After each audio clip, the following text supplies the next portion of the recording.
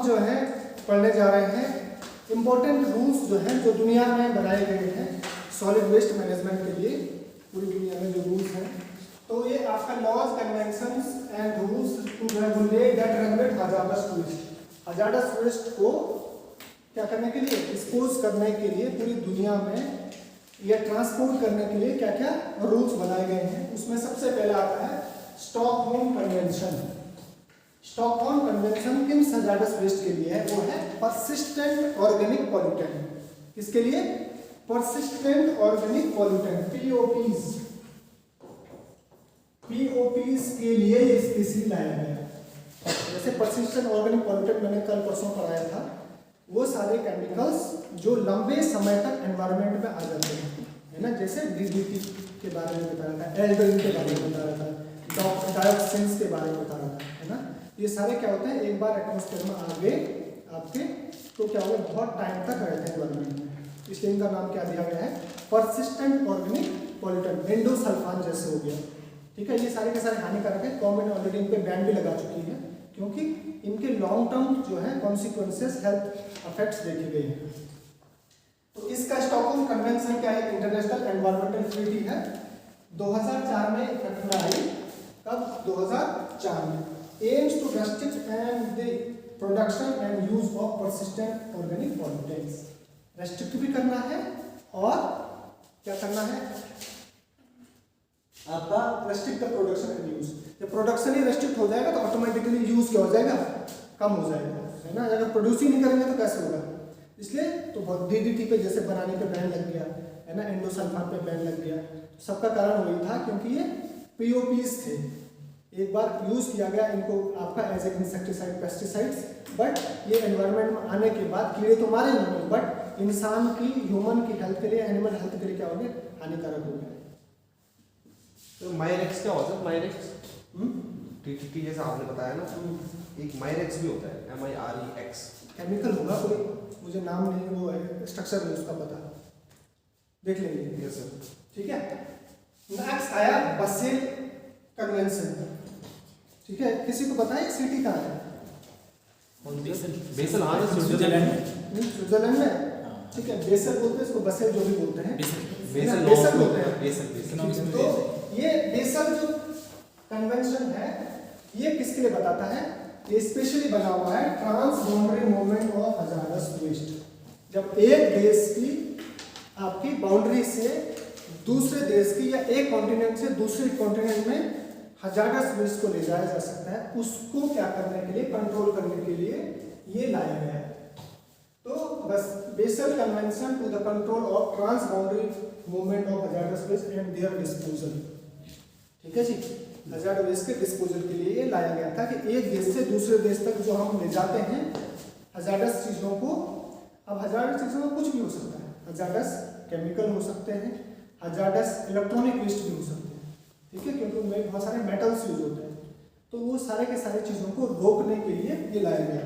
ये 1992 में फोर्स आया ये बेसल कन्वेंशन आपका कन्वेंशन, और 180 states and EU are parties to this convention. India भी उसमें से एक है, ठीक है। United States, US has signed the convention and not ratified it. Sign तो करा कन्वेंशन को, बट रेटिफाई नहीं किया। मतलब रेटिफाई का मतलब क्या है, लागू नहीं किया, ठीक है जी। सर ये स्टॉकहोम वाली थी ना सर, जो स्टॉकहोम वाली थी ना कन्वेंशन, सर कब लागू हुई थी? 2004 में, 2004, ठीक है। अब आया Basel convention is an international treaty that was signed to reduce the movement of hazardous waste, obviously. Second, prevent the transfer of hazardous waste from developed to less developed countries. ये है important, developed to less developed countries. ये पहले चलता रहा था, जैसे हमने सुना ना, इलेक्ट्रॉनिक वेस्ट और अदर कूड़ा कबाड़ा जो है, पैसे वाले देश जो है, गरीब देशों को क्या कर लेते थे, ट्रांसपोर्ट कर लेते थे, कभी कभी चोरी छुपे, कभी कभी खुलेआम उस देश की मदद से, क्योंकि उनको पैसे मिल जाते थे, ठीक है। तो इस वजह से अब इस ट्रीटी के थ्रू कंप्लीट क्या हो गया, बैन लग गया ट्रांस बाउंड्री मूवमेंट का हजार्डस वेस्ट। अब आया रोटरडम कन्वेंशन। रोटरडम एक जगह है, कहाँ है पता आपको? Yes sir, Rotterdam. रोटरडैम में मतलब आप गए हो तो उसका मतलब आप गए थे इजरायली बंदे पहना हुआ। इजराइल में है ही नहीं भाई, ये वो है जो जर्मनी में होगी, जर्मनी में नहीं है और कहाँ अब हो गया, गए हो गया। रोटरडैम में एम्स्टर्डम के बगल पर है। एम्स्टर्डम वो नॉर्डिक कंट्री है ना, मतलब आप फिनलैंड। बताओ, एम्स्टर्डम भी तुम्हें पता नहीं है, वो किसी देश की राजधानी हाँ है। सर, एम्स्टर्डम स्टॉकहोम उसकी है। स्टॉकहोम तो भाई साहब कहाँ स्वीडन हो गया। मेरे को सर मुझे याद है फिनलैंड फिनलैंड फिनलैंड की नहीं है, नॉर्वे की है क्या? नीदरलैंड्स। नीदरलैंड। नीदरलैंड्स की कैपिटल है हाँ, एम्स्टर्डम। एम्स्टर्डम। रोटरडैम उसके बगल पे दूसरी सिटी का नाम है रोटरडम।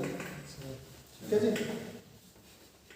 रोटरडम कन्वेंशन जो है बोलता है, इसके लिए याद रखना आपको, शेयर्ड रिस्पॉन्सिबिलिटी। शेयर्ड रिस्पॉन्सिबिलिटी मतलब साझा जिम्मेदारी, किसी एक के सर पे नहीं डाल देना है कि आप इसके लिए रिस्पॉन्सिबल रहे। मतलब हजारडस केमिकल को जो खरीद रहा है उसकी भी रिस्पॉन्सिबिलिटी है, जो बेच रहा है उसकी भी रिस्पॉन्सिबिलिटी है। ठीक है जी। तो क्या है, shared prior informed consent procedure for certain hazardous chemicals and pesticide in the international trade.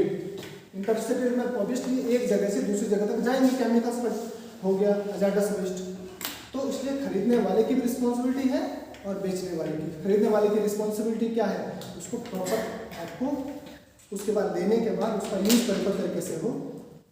बेचने वाले की क्या है, आपने अच्छे से सील पैक किया होगा, पूरे प्रोटोकॉल फॉलो किए होंगे, आपको पैकेजिंग में, सीलिंग में, ये सब रिस्पॉन्सिबिलिटी दोनों की है। अगर कोई नुकसान हो जाता है तो दोनों पार्टीज पेमेंट करेंगे। ठीक है जी।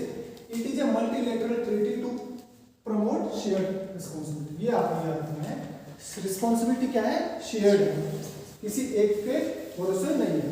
और दूसरी बात है open exchange of information and calls on exporter of hazardous chemical to the proper labelling, safe handling. ये आपको इंफॉर्मेशन पहुंचानी है दूसरे खरीदने वाले को भी, आपको प्रॉपर चीजें बतानी है कि ये केमिकल है, इसके ये प्रोटोकॉल है, इसका ह्यूमन एक्सपोजर कितना मिनट से ज़्यादा हानिकारक है, कितना आपको जो है कैसे ग्लव्स पहनने हैं, स्पेशल ग्लव्स पहनने हैं, स्पेशल सूट पहनना है। ये सब इंफॉर्मेशन आपको बायर को खरीदने वाले से पहले ही आपको क्या करना है, पूछना है कि, और उसको क्या है सारी की सारी इंफॉर्मेशन आपके साथ शेयर करनी है। इसलिए क्या है, इसको शेयर रिस्पॉन्सिबिलिटीज की कैटेगरी में रखा गया है। ठीक है। अब लिखा हुआ है signatory Nations can decide whether to allow or ban the important chemicals listed in the treaty। ठीक है जी। तो सिग्नेटरी कंट्री का अपना खुद की मर्जी है, किसको बैन करे किसी को अलाउ करे, इसलिए। नेक्स्ट है बेसल कन्वेंशन के बाद एक नई आई बेसल बैन अमेंडमेंट। जो बेसल बैन पहले हो गया था, जिसमें कहा गया था कि हजारडस वेस्ट जो है अमीर देशों से गरीब देश तक नहीं जाएगा, उसमें अमेंडमेंट क्या लाया गया। ये अमेंडमेंट क्या लाया गया है, this forbids the organization of economic cooperation and developed countries and European Union and United States from exporting hazardous waste as defined by the convention to other nations, mainly developing and transitional economies। तो इसमें क्या कर लिया, complete ban कर दिया OECD countries से, क्योंकि ज़्यादातर यही करते थे यूरोपियन यूनियन वाले। OECD कंट्रीज, OECD कंट्रीज कौन से, अमीर देशों का संगठन, अमीर देशों का इकोनॉमीज का संगठन है ना। तो ये लोग भी क्या करते थे, गरीब देशों में या डेवलपिंग इकोनॉमीज में ये चीज़ भेजते थे। इन पे बैन लगा दिया, इसमें अमेंडमेंट में इन पे बैन लगा दिया कि ये जो है बिल्कुल नहीं करेंगे। और इसमें से मोस्ट फ्लेमेबल लिक्विड्स और भी most electronic debris and most outmoded ships. जैसे ना कोई जहाज जो है पुराना जो है खराब हो जाता है, खत्म हो जाता है, तो वो क्या कर लिया जाता है, उसको स्क्रैपिंग की जाती है। तो वो देखो क्या है, स्क्रैपिंग में खर्चा ज़्यादा आता है, इसलिए कहीं गरीब देश को दे दो, बेच दो, फेंक दो। और कंसिस्टेंट ऑर्गेनिक पॉल्यूटेंट, ये सब क्या है। और dangerous heavy metals are included in the ban amendment. अब इसमें सब कुछ ऐड कर लिया है, plastic, scrap metal and paper waste won't likely be included. ये इसमें इंक्लूड नहीं किए गए हैं, ठीक है, unless they are polluted with hazardous waste. ठीक है। तो प्लास्टिक हो गया, स्क्रैप मेटल हो गया, पेपर को सर ये कैसे बेचते हैं, ये वेस्ट जो होता है ना, जैसे डेवलप्ड इकोनॉमी कैसे देखो, आप अपने यहाँ लैंड ग्रिड में डालोगे, आपका अंडर वाटर, आपका ग्राउंड वाटर खराब होगा, तो बड़े देश कहाँ चाहते हैं? वैसे डेवलपिंग कंट्री डेवलपिंग कंट्रीज के इंसानों को इंसान कहाँ समझते हैं? यही तो है कैपिटलिस्ट सोच। नहीं सर, मतलब जालते, मतलब मेरे को भेजते कैसे हैं? मतलब ये ट्रीटी के कि तो हम हमारा भेज ले जाओ पैसे। हाँ, ट्रीटी के थ्रू, ट्रीटी ने तो बैन कर दिया इस चीज को। नहीं ट्रीटी नहीं सर, मैं बोल रहा हूँ कि इवन अगर दो देशों के पास, हाँ उन्होंने बोले, उनके नेता मिल गए, ठीक है, हाँ जी जो है आपको डंप करना है, हमारा चाचा हमारा ये वाला एरिया खाली पड़ा हुआ, हम फेंक देंगे, पैसा दे दिए, ठीक है। अब आया है Basel ban amendment to Basel आपका कन्वेंशन में, इसके बारे में थोड़ा और डिटेल जो है आपका इसमें लिखा हुआ है, आप पढ़ सकते हैं। अब आता है joint meetings of Basel, Rotterdam and Stockholm convention, ये रिसेंटली हुई थी इनकी, ठीक है। इन तीनों कन्वेंशन की ज्वाइंट मीटिंग हुई थी जनवरी फरवरी 2021 में, convention on chemicals and waste, क्योंकि ये तीनों की तीनों कन्वेंशन इसी से रिलेटेड थी, वेस्ट और केमिकल्स से। एक परसिस्टेंट ऑर्गेनिक पॉल्यूटेंट्स के लिए थी, एक आपका शेयर्ड रिस्पॉन्सिबिलिटी के लिए थी, एक आपका कंप्लीट बैन के थी ट्रांस बाउंड्री मूवमेंट के लिए। इन तीनों की इकट्ठी हो गई COP 14 to conference of parties 14 to Basel convention, COP 9 Rotterdam का और COP 9 स्टॉकहोम कन्वेंशन का।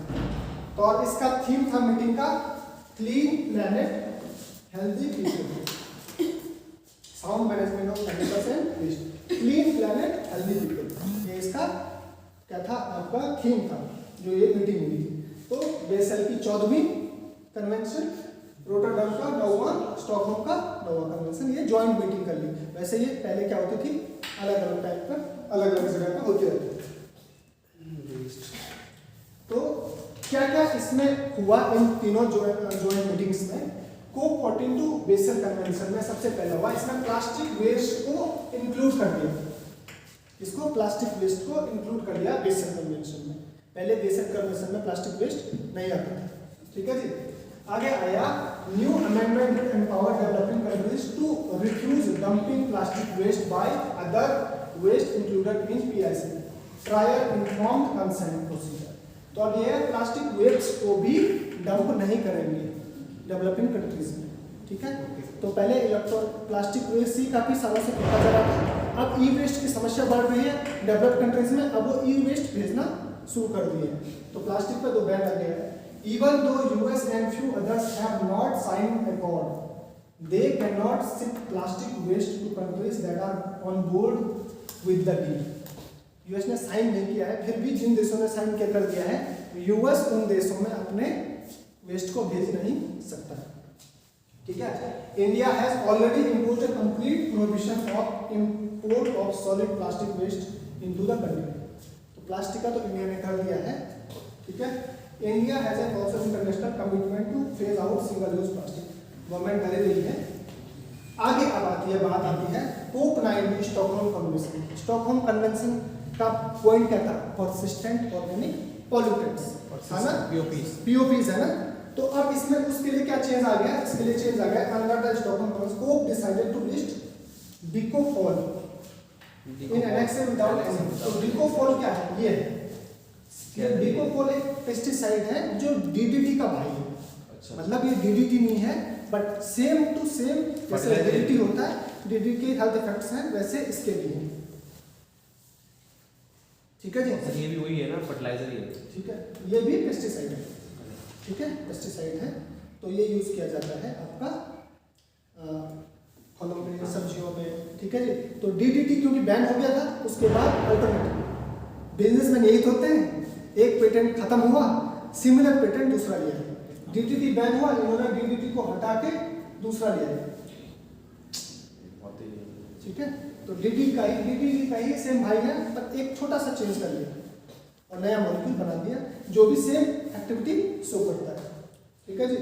आगे PFOA also listed in some exemption of the in the Stockholm Convention। ये PFOA क्या अभी दिखाता हूँ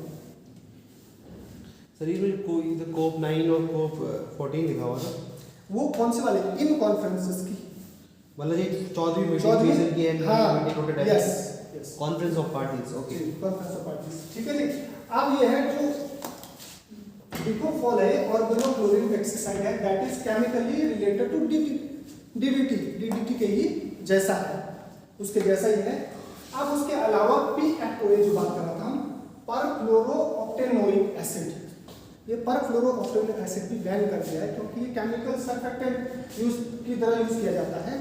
जैसे हम वो बनाते हैं आपके नॉन स्टिकी पैंट्स जो होते हैं टेफ्लॉन वाले, उनको बनाने में इसको यूज किया जाता है, ठीक है जी। तो ये आपका जो है इंडस्ट्रियल सर्फेक्टेंट है। सर्फेक्टेंट क्या होता है? सर्फ आप जानते हो ना, सर्फ, तो सर्फ से ही बना हुआ है सर्फेक्टेंट। किसी चीज को सरफेस एरिया बढ़ा देता है जो, तो सॉल्युबिलिटी बढ़ जाती है। हम किसी चीज ऑयल को फैला रहे हैं और उसमें आप क्या डाल देंगे, सर्फेक्टेंट डाल देंगे तो और जल्दी फैलेगा ज्यादा बड़े एरिया में, ठीक है। तो इसलिए जैसे फॉर एग्जाम्पल हम पेंट यूज कर रहे हैं, पेंट में आप क्या मिलाते हैं, तारपीन, ताकि थोड़ा ज्यादा देर तक बढ़िया फैलता है वो, हाँ, चमक भी आती है। तो वही उन सारी एक्टिविटीज को जो सरफेस एरिया बढ़ाने के काम आते हैं। तो सर्फेक्टेंट का मतलब होता है surface active agents.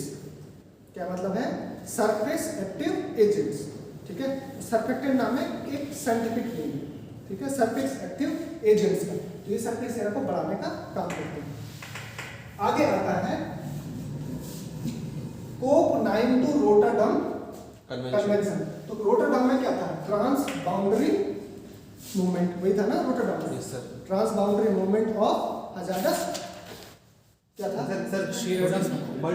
मल्टीलेटर treaty for sheer restoration. इसमें क्या कर लिया इन्होंने? 2 न्यू केमिकल्स ऐड कर लिए, एसिटोक्लोर और हेक्साब्रोमोसाइक्लोडोडिकेन, ठीक है।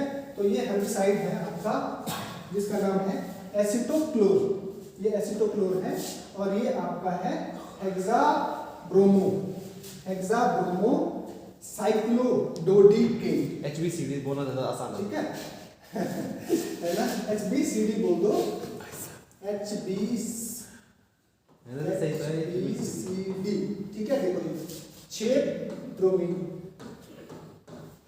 हेक्साब्रोमो, ठीक है। आगे क्या लिखा हुआ है? क्या लिखा हुआ है? हेक्साब्रोमो साइक्लो, साइक्लिक है पूरा का पूरा, ठीक है। डोडिकेन, डीकेन होता है 10 और डोडिकेन 12, ठीक है सर का केमिस्ट्री, ठीक है। ये गिनो 1 2 3 4 5 6 7 8 9 10 11 12, ठीक है जी।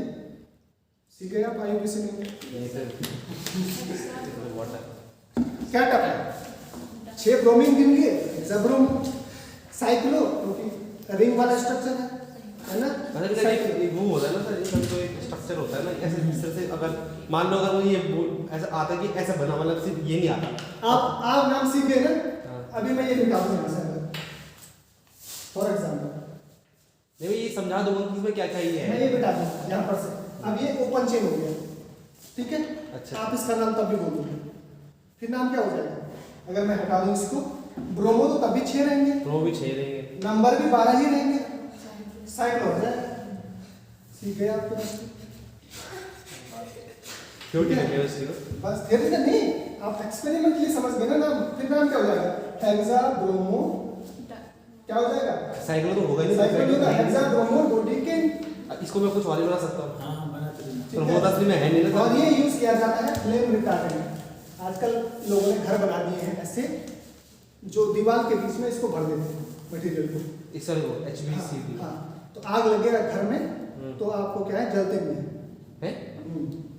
कैसे? फ्लेम रिटार्डेंट मटेरियल लगाते हैं ना आपने, आग लगेगी नहीं। घर पे आग लगी नहीं, दीवार पे, दीवार आपने फ्लेम रिटार्डेंट बना दी, ऐसा बोलता है टेक्नोलॉजी है, ठीक है जी। आगे आता है एक और भी है फ्लोरेट, इसमें आपका जो केमिकल ऐड कर दिए, इसमें ये एक है और भी फ्लोरेट, एक और इंसेक्टिसाइड है, वो भी आप इस ट्रीटी में ले आए। तो इनके जो आपका जो है ट्रांसबोर्डिंग मूवमेंट है वो क्या कर लिया, रेस्ट्रिक्ट कर दिया है। आगे आया Hong Kong convention, Hong Kong international convention for safe and environmentally sound recycling of ship 2009। Ships की रिसाइकलिंग भी एक बहुत ही इंपॉर्टेंट चीज है आपका ओशन एनवायरनमेंट के लिए, क्योंकि जितने भी पुराने शिप होते हैं ज़्यादातर डंप कर दिए जाते हैं, इसलिए उनकी रिसाइकलिंग के लिए भी इंटरनेशनल नॉर्म्स बना दिए, जिसको क्या कहते हैं हांगकांग कन्वेंशन, ठीक है जी। हांगकांग इसमें एक चीज इंपॉर्टेंट रखना है, it was developed and in cooperation with international labour organisation and the parties to the Basel convention. ILO और बेसल कन्वेंशन जो है इसमें पार्टीज हैं, इसमें हांगकांग कन्वेंशन में ILO और बेसल, ठीक है जी, ये पार्टीज हैं। पार्टीज तो इसके बाद ओशन के लिए रिलेटेड है, ओशन पॉल्यूशन के लिए, ओशन ऑब्वियसली आप कहाँ जाएगा शिप तक, और शिप माना हजारस केमिकल्स को ट्रांसपोर्ट करता होगा। यस हाँ सर, क्रूड ऑयल तो वैसे भी जाती है। ठीक है, अब आया रिसाइकलिंग ऑफ शिप बिल्स। तो रिसाइकलिंग ऑफ शिप बिल्स जो है रिसेंटली आया है, हमारा पार्लियामेंट ने 2019 में पास किया है, ठीक है जी। तो 2019 में the bill seeks to ensure environmentally sound recycling of ship and adequate safety for the yard workers. जो काम करेंगे उनकी सेफ्टी को भी इसमें ध्यान रखा गया है। Ship breaking code 2013 and the provision of the Hong Kong convention are present in this bill. ये इंपॉर्टेंट पॉइंट है, जो हांगकांग कन्वेंशन में जो क्या है आपके पॉइंट्स हैं वो भी इस बिल में इंक्लूड किए गए हैं। ऐसा नहीं कि ये हांगकांग कन्वेंशन 2009 में जो आया था उसमें अलग वो है नॉर्म्स हैं और हमने जो लाया उसमें अलग है, उसको भी इंक्लूड किया गया है। तभी तो क्या होगा, यूनिवर्सल होगा आपका कोई भी लॉ, ठीक है। और सिर्फ ब्रेकिंग कोड 2013 जो पहले से रूल था उसको भी, उसके रूल्स भी इसमें ऐड कर दिए। तो आपका शिप रिसाइकलिंग हो गया and requirement for ship recycling. तो ship should not use prohibited hazardous materials as notified. उस शिप की रिसाइकलिंग नहीं की जाएगी जिसमें कोई हजारस वेस्ट अगर है, ये रिक्वायरमेंट है। The central government may exempt certain categories of ships from this requirement. Can any warship, हाँ जो आर्मी से रिलेटेड होगी, ठीक है। और second, ships with internal volume less than 500 ton, क्योंकि इंटरनल वॉल्यूम अगर 500 टन से कम है तो हजारस वेस्ट को ट्रीट किया जा सकता है, उसके बाद शिप की रिसाइकलिंग की जा सकती है। पर बहुत ज़्यादा है तो रिसाइकलिंग करने में भी टाइम लगेगा। और अगर वार्षिक है, क्योंकि वहाँ कॉन्फिडेंशियल चीज़ें उससे रिलेटेड होती है, इसलिए उसको क्या कर जाता है, फटाफट से जल्दी क्या है पब्लिक को देने से पहले उसकी खुद ही तोड़फोड़ कर दी जाती है, ठीक है। किसी अगर बाहर ऑप्शन को दे दिया और विदेशी एजेंसीज ने, उनके एजेंट्स ने उसकी जानकारी ले ली, सीक्रेट जानकारी। इसलिए कोई भी पुराना, चाहे आर्मी का फाइटर जेट्स हो चाहे आपके नेवल शिप्स हो, उनको हमेशा पहले आपको खुद क्या कर दी जाती है, उसकी डिसमेंटलिंग की जाती है, तब ऑप्शन किया जाता है, ठीक है। Ships should not use prohibited hazardous. Sir अब आया तो लास्ट वाला लाइन है सर, जो not use prohibited hazardous material as notified, ठीक है। हजारस जनरली हजारस मटेरियल नहीं यूज होना चाहिए उस शिप में जिसकी रिसाइकलिंग कर रहे हैं, बट उसमें दो अपवाद हैं। एक अपवाद वो है कि वारशिप होगा तो चलेगा, दूसरा जिसका वॉल्यूम 500 टन से कम है इंटरनल वॉल्यूम, वो भी किया जा सकता है। इनको क्या रखा गया है, अपवाद के रूप में रखा गया है, एक्सेप्शन, या तो छोटा शिप या वारशिप। ये सब हो गया, ठीक है जी। अब आया है rules for disposal of cigarette butts. इसके लिए भी जो है गवर्नमेंट ने नियम कानून लाए गए हैं, क्योंकि सिगरेट जो का जो पिछला हिस्सा होता है वो फेंक दिया जाता है, ठीक है। और हमारे देश में लगभग 20 करोड़ लोग सिगरेट पीते हैं। अगर एक भी पिएगा एक दिन में 20 करोड़ सिगरेट बट्स जनरेट होते हैं, कम से कम। बट्स मतलब वो जो पीछे का हिस्सा, क्या बोलता है उसको, जो भी, तो वो जो पीछे का हिस्सा है वो आपका एक पॉलीमर होता है, सेलुलोज एसीटेट और रेयोन, इनका बना हुआ है। सेलुलोज एसीटेट और रुई टाइप की भी होती है, ठीक है। Rayon semi synthetic cellulose fibre को कहते हैं रेयोन, सेमी सिंथेटिक, ठीक है। नेचुरल को थोड़ा मॉडिफाई कर देते हैं, उसको कहते हैं रेयोन। आपने सुना होगा रेयोन के कपड़े, है ना। तो रेयोन है क्या, सेमी सिंथेटिक फाइबर, पूरा कंप्लीट नेचुरल नहीं है और कंप्लीट सिंथेटिक भी नहीं है। जैसे पॉलिस्टर है, पॉलिस्टर फाइबर क्या है, कंप्लीट सिंथेटिक फाइबर है। सेलुलोज का जो कपास से बना हुआ है वो कंप्लीट सेलुलोज है, बट दोनों के बीच का सेमी सिंथेटिक वो क्या है, जो आधा नेचर से बना हुआ, आधा केमिकल मॉडिफिकेशन से बना हुआ। तो रेयोन कौन सा है, सेलुलोज आपका natural fibre, polyester synthetic fibre, ये रेयन सेमी सिंथेटिक, बीच का, उनके बीच का। ठीक है जी। तो cellulose acetate is a major component 95% of the cigarette butts along with rayon. Rayon. ठीक है जी। थोड़ा सा सर आज से वैसे मुझे बोलना नहीं चाहिए, बट जो लोग सिगरेट पीते हैं ना सर, तो आजकल वैसे वाली सिगरेट लेते हैं ना, उसके अंदर मिंट वाला कुछ फ्लेवर होता है, तो उसके लिए जो बर्ड होता है ना, बर्ड, उसका बर्ड को ना ऐसा एक बार दबाते हैं, उसके बाद वो पीते हैं। तो मैंने उनसे पूछा कि क्यों पीते हो, तो बोलते कि इससे ना वो अंदर जब मिंट होता है ना, उससे स्मेल नहीं आती है। चलो भाई वो पीने वाला जाने। तो सेलुलोज एसिलेट जो है वो परसिस्ट फॉर लॉन्ग ड्यूरेशन, ये ज्यादा लंबे टाइम तक चलता है। तो एनजीटी ने आपको सीबीसीबी को डायरेक्ट किया, ठीक है, इसके क्या करने के लिए, गाइडलाइन बनाने के लिए, इसके डिस्पोजल के लिए। तो केवल सिगरेट ही नहीं, बीड़ी के भी पीछे वाले जो हिस्से बचे रहते हैं, जितने तक हाथ नहीं जले बीड़ी को नहीं छोड़ते नहीं, है ना, जब हाथ जलने लग जाएंगे तब फेंक देते हैं, इसके भी स्टाइल बहुत लास्ट। ठीक है जी। तो वो पीछे वाले हिस्से क्या करेंगे। तो मिनिस्ट्री ऑफ एनवायरनमेंट ने सेट किया है cigarette butts are not listed as hazardous. The ministry of health ministry maintain that they were not biodegradable. तो पहले कहा गया था, टुड्डे बोलते हैं, क्या बोला था कि ये हजारस नहीं है, बट जो बायोडिग्रेडेबल नहीं है तो ऑब्वियसली वो पोल्यूशन करेंगे, है ना। एक डेटा दिखाता हूं मैं आपको, ये है हमारे साथ इंडिया में एक साल भर का जो है सिगरेट पीने कंजप्शन का 100 बिलियन सिगरेट जो है हर साल बिकती है इंडिया में। भाई साहब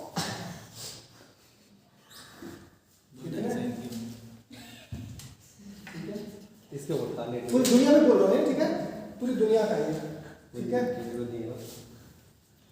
एस्टिमेटेड 200 स्मोकर्स, सो 100 मिलियन, और इंडिया में ही है 100 बिलियन यार।